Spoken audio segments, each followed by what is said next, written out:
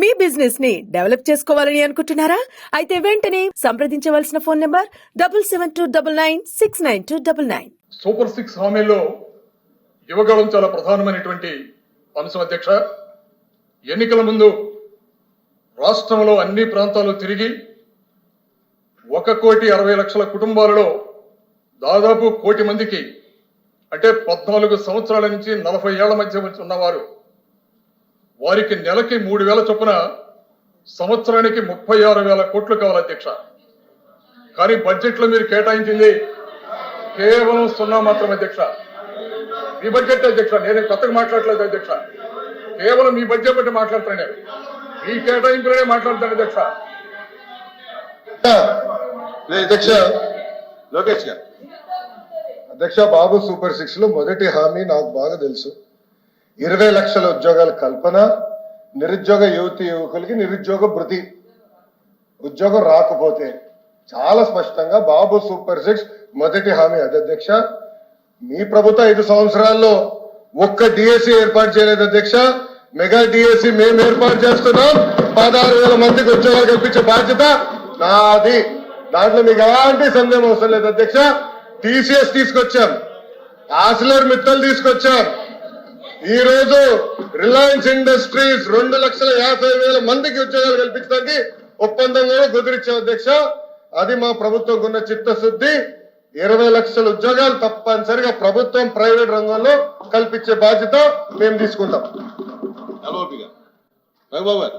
అధ్యక్ష, సభ్యులు మాట్లాడుతున్నప్పుడు, బడ్జెట్ మేము మాట్లాడుతున్నప్పుడు దయచేసి తమరు నిన్న కూడా రిక్వెస్ట్ చేస్తాం అధ్యక్ష, మీరు ఈరోజు కూడా చెప్పండి అధ్యక్ష. నోట్ చేసుకోమని అధ్యక్ష, మంత్రులు మాకు అభ్యంతరం. వాళ్ళు సమయం వచ్చినప్పుడు వాళ్ళు దాని మీద వచ్చి రిప్లై మనం ఇవ్వమని అధ్యక్ష. అంతేగాని మాటలు ఇంటరప్ట్ చేసి మాట్లాడడానికి సంబంధించిన కాదు అధ్యక్ష. వారు చెప్పింది ఏంటి, 20 లక్షల ఉద్యోగాలు ఇస్తున్నారు, లేకపోతే ఉద్యోగ భృతి ఇస్తున్నారు, నిరుద్యోగ భృతి ఇస్తున్నారు అని చెప్పారు. 20 లక్షలకి లేనప్పుడు మరి ఏ సంవత్సరం తీస్తారు? 5 సంవత్సరాలు అయిపోయిన తర్వాత భృతి ఇస్తారా, అయితే ఈ సంవత్సరం ఇస్తారా? అది కాన్ఫిడెన్స్ కావాలి అధ్యక్ష. అదే ఆయన చెప్తుంది, 20 లక్షల మంది ఉద్యోగులు ఇస్తారంటే ఎప్పుడు 20 లక్షలు.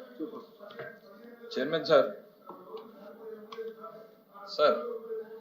పెద్దలు చెప్పినట్టు డిబేట్కి వెళ్ళట్లేదు చైర్మన్ గారు. హలో, డిబేట్కి వెళ్ళట్లేదు సార్.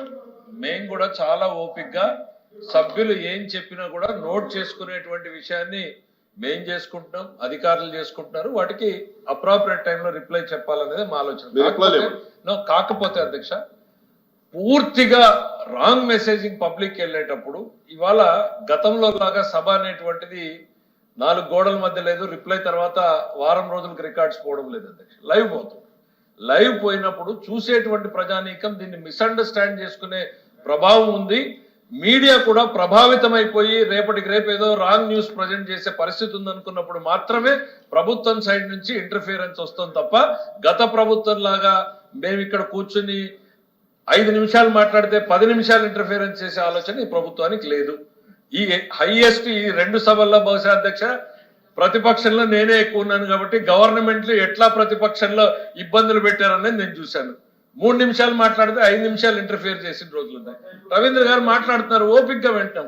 మేము ఒకటేంటంటే పబ్లిక్ కి టోటల్ రాంగ్ మెసేజింగ్ వెళ్తుంది అనుకున్న రోజు మాత్రమే ఇంటర్ఫియర్ అవుతున్నాం తప్ప otherwise will take note of everything. మంత్రి గారు ఓ పని చేయండి, ఇప్పుడు ఆ సభ్యుడు అయిపోయిన తర్వాత మీరు రిప్లై ఇవ్వండి.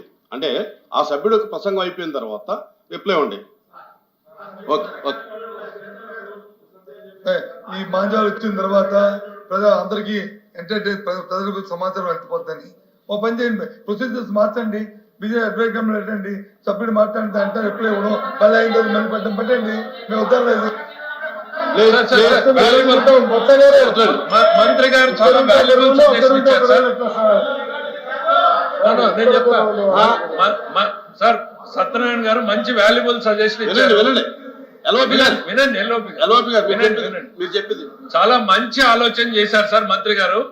ఆయన ఇదే సభలో మంత్రిగా ఇటువైపు ఉన్నప్పుడు జరిగినటువంటి 5 సంవత్సరాల రికార్డులు తీసి అదే సాంప్రదాయాన్ని పాటిద్దాం అధ్యక్ష.